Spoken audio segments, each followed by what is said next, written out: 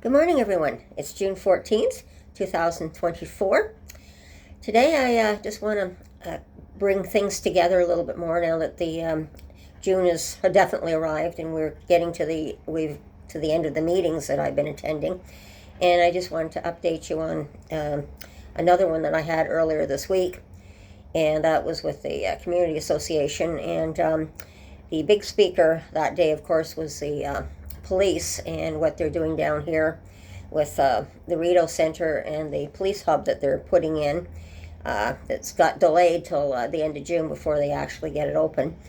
But when I spoke for the police commission there with my delegation and my speech, they showed I saw the whole video, so they showed what they were going to do down here, but they reviewed it and went into a little bit more detail with us as a community of what they're planning to do. And it looks like a good model. They apparently modeled this after about, they say there's 70 or so other cities that have this model and are finding it successful. So it's something that has apparently been proven up to a good point and is getting good results. So they are going to be opened. Like I said, they're the big openings towards the end of June there. So it'll be just ready in time for summer to hopefully help clean up our streets and what's going on down in this area. But it's we're looking forward to it, but we're also anxious, and there's a lot of anticipation. Is this going to work or not? What we're seeing down here.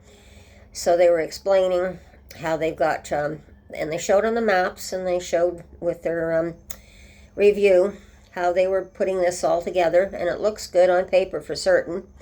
The map shows where they've picked out prime locations and what they call hot spots within our Lower Town area here.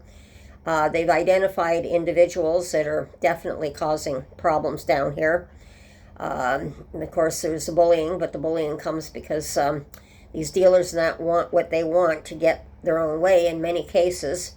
Other times it's just simply bullying because somebody wants that shirt or something, and they'll bully the person or attack the person to get.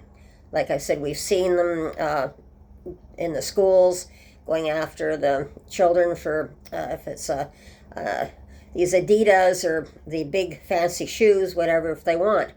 So there's those that they have to deal with as well. But the other big ones is that it was actually mentioned that we've also noted that what happens when you get people in prison, both men and women, coming out of prison, and they end up in the shelters. So they're quite a bit of the cause. They've identified that too. So they're also going to be looking at picking up people now who are still on probation, who've come out, and they're going to be picking them up and definitely trying to deal with the ones and get them recharged for violating their probation.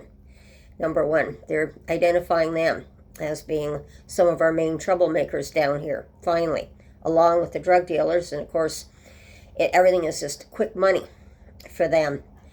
And I just wanted to bring up as well that when you look at the car thefts and that, one of the things, the big statistic that stood out was, for me, was the reason that these people are doing it is because each person that can grab a car, like a Tesla or I'm talking about our big model cars that are being shipped overseas and stuff, they can get anywhere from $2,000 to $10,000 that they can make for the person who's stealing your car.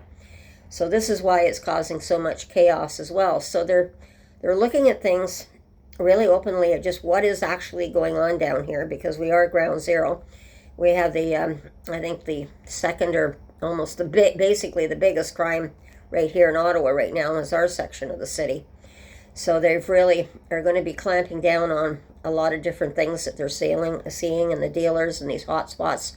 And they have identified individuals that they're going to be going after as well that are bothering the rest of the population, because there's maybe a smaller number is what they said, but these small number of people who are causing the trouble is making it really widespread against all the homeless population, because it's not completely all the homeless population that's causing all the problem here. So they're going after the troublemakers on this one. And It's going to be very good because now they're partnered up with the other organizations that are dealing with the homeless, as well as the community input. So everyone's got a say in this at the table. So it's not just a complete full police operation as well, but by having all the outreach programs and stuff that they're going to be dealing with, when they do pick up these people, they're going to try and see what they can do with them, with our outreach services and the social services that we have down here, if there's any way of helping these people. And as the police officer said, he's seen one woman time and time again, drug addicted, picked up maybe over 100 times, and ended up still back on the streets and ended up dying from an overdose as well.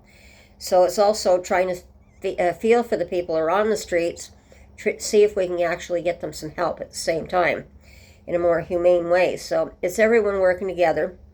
As I said, it's all hands on deck, and this is the way they're doing it, which is hopefully going to work. We shall see, because I know that it's not all the police. It cannot be all the police, and as they said, and as I've said, it gets dumped on the police, and then everybody's screaming at the poor police, defund the police, defund the police. I'm sorry, but it doesn't exactly work that way, because I wanted to pass on something that I grew up with. It was always told to me that if we could possibly police ourselves, it was coming down to being able to police ourselves in a civilized manner within our society, then we would not have to have hired police and security guards and everything to police us. So we have a certain segment of our population that is just running wild, doing whatever they want with no consequences. So we have no choice. We either conduct ourselves, police ourselves in a constructive manner that is constructive towards the rest of society, or we have to get policing in somehow.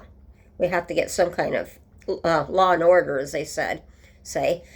But this is extremely important. This is one of the things I just wanted to say today. I'm looking forward to it. We're very anxious for this to go on. This is the last meeting till September on this.